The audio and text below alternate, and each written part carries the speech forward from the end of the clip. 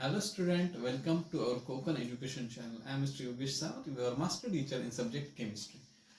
So आपली आता next reaction आहे, तिचं नाव आहे कार्बिलामाइन रिएक्शन किंवा तिला आपण असं आयसोसायनाइड टेस्ट असंही म्हणू शकतो. ठीक आहे ना, आयसोसायनाइड रिएक्शन. ओके, आयसोसायनाइड रिएक्शन किंवा आयसोसायनाइड टेस्ट असं म्हणू शकतो. ही लॅबोरेटरी टेस्ट आहे. ओके, सो आता ह्या रिएक्शन मध्ये बघा, आता पहिला इथे मोठा शब्द तयार होतो तो म्हणजे आयसोसायनाइड. ओके, सो तुम्हाला माहिती आहे सायनाइड आणि आयसोसायनाइड मधला फरक. ओके, सो आधी आपण तो समजून घेऊया. जेव्हा आपल्याकडे असतं R C triple bond N तेव्हा आपण त्याला म्हणतो सायनाइड. ओके, सायनाइड माहिती आहे सर्वांना. सायनाइड काय आहे? हायली पॉयझनस केमिकल आहे. असं म्हटलं जातं की सायनाइडची चव सांगायला कोण जिवंत राहत नाही. म्हणजे जर सायनाइड चुकून आपल्या शरीरात गेलं तर आपण त्याची चवही सांगू शकत नाही. एवढं पॉयझनस, एवढं टॉक्सिक केमिकल आहे. ओके, आणि जर आपण हे थोडंसं स्ट्रक्चर चेंज केलं, R N triple bond C, त्याला आपण म्हणू शकतो आयसोसायनाइड. क्लिअर? बघा दोघांमधला फरक लक्षात घ्या. R C triple bond N we can say it is a cyanide, आणि जर आपला R N triple bond C असेल तर त्याला आपण म्हणणार आयसोसायनाइड. हा झाला ह्या दोघांमधला फरक. आता जेव्हा आपण कार्बिलामाइन रिएक्शन करतो तेव्हा आपल्याला पहिली रिक्वायरमेंट आपली अशी असते की आपल्याला प्रायमरी, ओके, ज्याला आपण 1 डिग्री पण म्हणू शकतो, प्रायमरी, इथे ब्रॅकेटमध्ये 1 डिग्री म्हणतो. सो आपल्याला पहिली गोष्ट प्रायमरी ॲलिफॅटिक किंवा ॲरोमॅटिक अमाइन लागेल. ॲलिफॅटिक किंवा ॲरोमॅटिक अमाइन आपल्याला लागणार या रिएक्शनसाठी. कळतंय? ॲलिफॅटिक किंवा ॲरोमॅटिक अमाइन लागेल. सेकंडरी किंवा टर्शियरी कार्बिलामाइन टेस्ट करत नाही, लक्षात ठेवा. ओके, दुसरी महत्वाची गोष्ट आपल्याला ही रिएक्शन जी आहे ही बेस कॅटलाइज रिएक्शन आहे. सो बेस कॅटलाइज रिएक्शन, सो आपल्याला इथे स्ट्रॉंग बेस लागेल. बेस कॅटलाइज रिएक्शन आहे त्यामुळे आपल्याला इथे स्ट्रॉंग बेस लागेल. एक तर आपल्याला NaOH लागेल किंवा KOH लागेल. सो आपण इथे वापरूया 3 molecules of KOH. Okay, 3 molecules of KOH. then आपली तिसरी आणि महत्वाची रिक्वायरमेंट आपल्याला यासाठी लागणार सॉल्व्हंट म्हणून क्लोरोफॉर्म. ओके, आपल्याला ऍक्च्युअली ह्याला 3 क्लोरीन लागतात ही रिएक्शन करायला. आता ती 3 क्लोरीन आपल्याला कुठून मिळतील? क्लोरोफॉर्म मधून मिळतील.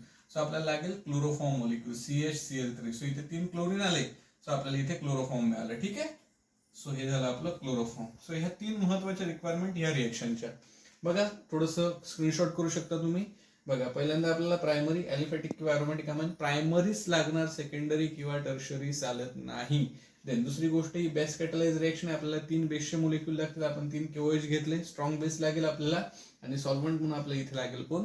क्लोरोफॉर्म लागेल. लक्ष येतंय तुमच्या? ओके, सो आता एक क्लोरोफॉर्म तुम्हाला माहिती आहे ना सर्वांना, ते मूवीज मध्ये वगैरे दाखवतात ना, ते तोंडाला लावलं की माणूस बेशुद्ध होतं, ते वाला क्लोरोफॉर्म आहे. ओके, सो आता आपण ह्याची एक डेफिनेशन तयार करूया की आपण एक जनरल रिएक्शन तयार करूया.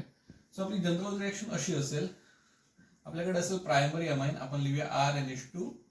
It reacts with chloroform CHCl3 in presence of strong base 3 molecule of KOH. What we get? We get R and triple bond C. So this is our isocyanide. Okay, plus काय मिळेल आपल्याला? इथे 3 KCl molecule बाहेर पडतील. 3 molecules of KCl.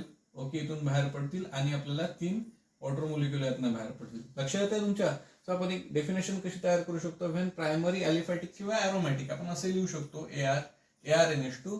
then we have primary aliphatic or aromatic amine reacts with chloroform in presence of strong base. So excess of strong base, okay, 3 molecules of strong base, we get isocyanide as product and side product as 3 molecule of KCl and 3 molecule of water. Okay, clear झालं सर्वांना? Clear झालं? Okay, so ही झाली आपली general reaction. ही झाली आपली general reaction. So आता आपण ह्याचा बघूया मेकॅनिझम. ओके, सो आपण जनरल रिएक्शन बघितली. मेन काय झालं की मी NCERTच्या पुस्तकात बघितलंय 12वीच्या, त्यांनी फक्त तेवढीच रिएक्शन दिली, आणि मेन म्हणजे मुलांना मेकॅनिझम कळत नाही त्या रिएक्शनचा. म्हणजे आम्ही पण मी शिकवताना सॉल्व्ह केलाय बऱ्याच वेळा तो मेकॅनिझम. ओके, तर मला असं वाटतं की आपला मेन उद्देशच हा या चॅनलचा की आपल्याला बरेचसे जे नेम रिएक्शनचे मेकॅनिझम आहेत ते अगदी सोप्या भाषेत तुमच्यापर्यंत पोहोचवायचे आहेत. त्यामुळे आपण आता मेकॅनिझम प्रॉपर लिहूया. ओके, सो आता पहिल्यांदा काय होतं, आपल्याकडे असेल क्लोरोफॉर्मचा मोलिक्यूल. येते लक्षात? आपण त्याच्यासाठी किती वापरले? 3 बेस वापरले, म्हणजे 3 मोलिक्यूल आपण KOH वापरले. सो पहिल्यांदा आपण क्लोरोफॉर्म घेऊया. थोडंसं लिहिताना मी असं लिहितो तुम्हाला कळण्यासाठी, HCCl3. क्लोरोफॉर्म आपण कसं लिहितो? CHCl3 ना, थोडंसं उलट लिहिलंय, HCCl3. आता काय होतं, ह्या क्लोरोफॉर्मची रिएक्शन आपल्याकडे किती मोलिक्यूल आहेत? आपली बघा इथे रिक्वायरमेंट आपण लिहूया. आपण इथे ॲनिलिन घेऊया रिएक्शनसाठी. मेकॅनिझमसाठी आपण काय घेतलं? ॲनिलिन घेतोय. ओके, म्हणजे हा प्रायमरी ॲरोमॅटिक अमाइन झाला. त्याच्यासोबत आपण क्लोरोफॉर्म घेऊया CHCl3. आणि त्याच्यासोबत आपण घेऊया 3 मोलेक्युल KOH चे. क्लिअर झालं सर्वांना? आता ह्या प्रत्येकाला कसं वापरायचं ते तुम्हाला मी शिकवतो. आता इथे लक्षात घ्या. पहिल्यांदा आपण क्लोरोफॉर्म घेतला. आपण कसं केलं बघा, CHCl3 HCCl3 केलं. त्याची रिएक्शन आपण ह्यातला एक KOH घेऊया. याची रिएक्शन झाली KOH सोबत. आता इथे काय होत आहे बघा, हा हायड्रोजन आहे, लक्ष येतं तुमच्या, हा OH आहे. क्लिअर?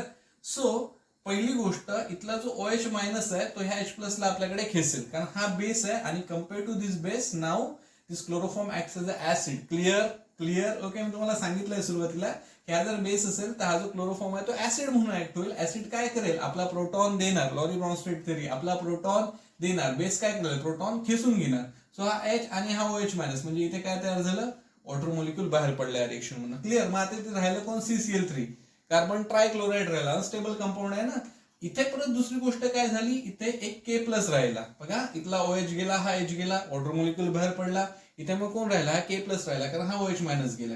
हा K+ काय करेल, एखाद्या क्लोरीनला आपल्याकडे खेचून गेलं, म्हणजे K आणि एक क्लोरीन Cl- म्हणून बाहेर पडेल, हा K+ म्हणून. म्हणजे इथे काय बाहेर पडलं, एक KCl मोलिक्यूल बाहेर पडला. इथे लक्ष तुमच्या. ओके. मग आता राहिलं कोण, इथे एक कार्बन राहिला, ठीक आहे, एक कार्बन राहिला आणि 2 क्लोरीन राहिले. सो आपण ह्याला काय म्हणू शकतो, डायक्लोरोकार्बिन. इथे कोणता चार्ज आहे, निगेटिव्ह चार्ज आहे. लक्ष येतं तुमच्या? इथे आपल्याला काय मिळालं, डायक्लोरोकार्बिन मिळालं. क्लिअर? ओके. सो आता पुढच्या स्टेप लावूया. ही झाली ह्या मेकॅनिझमची स्टेप नंबर 1. सो आपलं पहिला आपण टार्गेट कंप्लीट केलं की आपण डायक्लोरोकार्बिन तयार केला. कळतंय? डायक्लोरोकार्बिन, कारण निगेटिव्ह चार्ज आहे, मग तो कार्बिन झाला. ओके. एक वॉटर मोलिक्यूल, एक KCl बाहेर पडलं. सो आता हा जो डायक्लोरोकार्बिन आहे, हा अटॅक कुठे करेल, ह्या ऍनिलिन वर अटॅक करेल. आपण आता सेकंड स्टेपला जाऊया मेकॅनिझमच्या. सो आपल्याकडे आहे ऍनिलिन. ओके, ऍनिलिन आहे. सो हा जो डायक्लोरोकार्बिन आहे, CCl2-, तो हा कुठे अटॅक करतोय, तुमच्या ऍनिलिनच्या नायट्रोजनवर अटॅक करणार. येते लक्षात? ऍनिलिनच्या नायट्रोजनवर अटॅक करणार in presence of 1 KOH, another KOH. Okay. So आता एक KOH आपण इथे वापरला, दुसरा KOH आपण इथे घेतला.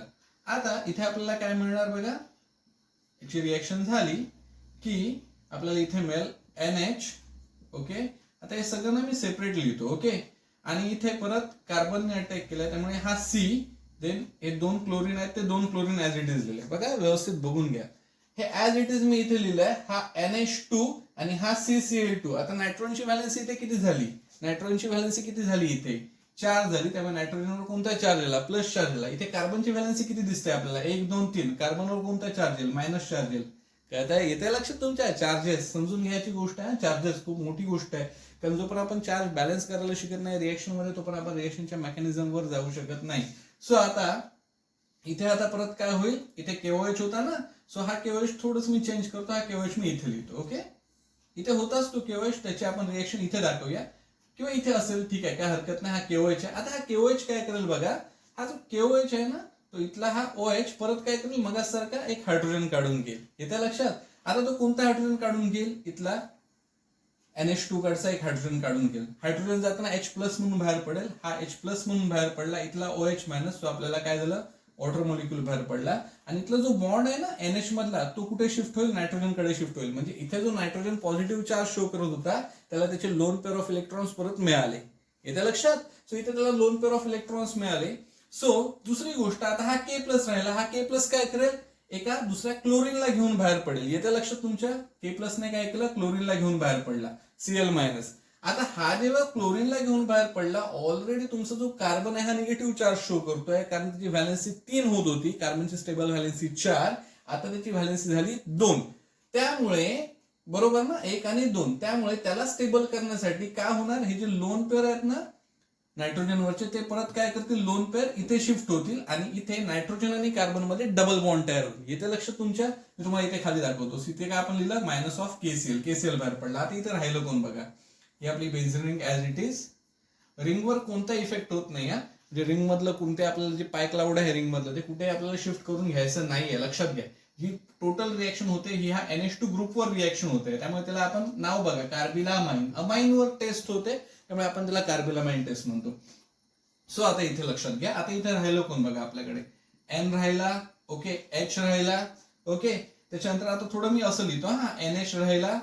इथे जे लोन पेअर शिफ्ट झालेले, ते लोन पेअरने काय केले, इथे डबल बॉन्ड तयार केला. मी तुम्हाला म्हटलं की इथे लोन पेअर शिफ्ट होतील आणि हे लोन पेअर परत इथे शिफ्ट होतील. कारण का, तर त्याला नायट्रोजनला स्टेबल करायचंय आणि या कार्बनला स्टॅबिलिटी द्यायचा प्रयत्न करायचा. इथला एक क्लोरीन गेला, इथे राहिलं कोण सी आणि CL. Again here negative charge. Clear? Negative charge as it is राहिला, कारण कार्बनची व्हॅलेन्स इथे पण आपल्याला किती दिसते? 3 दिसते. आता या कार्बनला स्टॅबिलिटी देण्यासाठी इथे काय करेल, हा जो प्रोटॉन आहे हा इथे शिफ्ट व्हायचा प्रयत्न करेल. ओके, येतं लक्षात? तर आपण इथे करू शकतो H plus shift, H plus shift. So इथे आपला H प्लस आहे तो शिफ्ट झाला. So finally what we gate?